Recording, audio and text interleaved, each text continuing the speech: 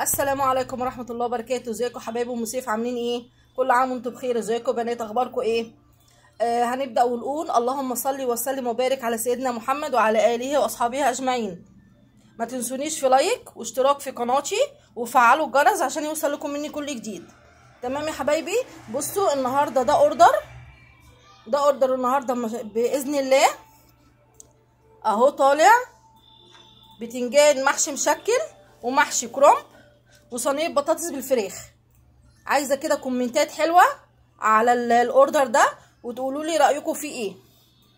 احنا بنروح يا حبايبي كل حته داخل القاهره، قريبه او بعيده. اهو يا حبايبي زي ما انتم شايفين كده بنروح كل حته داخل القاهره. صلوا على النبي يا حبايبي، قولوا لي رايكم في الاوردر ده ايه. صينيه بطاطس بالفراخ شكلها الله اكبر، بسم الله ما شاء الله عليها. اهي زي ما انتم شايفينها، والله الكاميرا ظلماها كمان. اهو والمحشي اهو زي ما انتم شايفينه، بسم الله الله اكبر. وادي محشي الكرنب.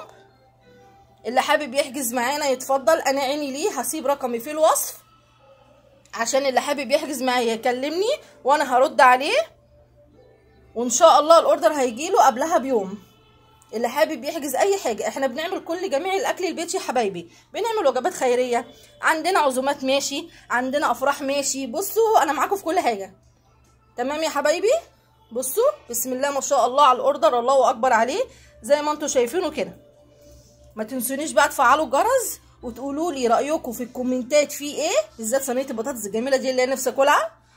تمام؟ وتقولوا لي تعلقوا كده كومنت كويس رايكم بصراحه، وتفعلوا الجرس. وما تنسونيش بالله عليكم في اشتراك في قناتي يوميات ام سيف. تمام يا حبايبي؟ هسيبكم في رعايه الله وهستناكم بقى بكل حاجه جميله منكم. سلام عليكم.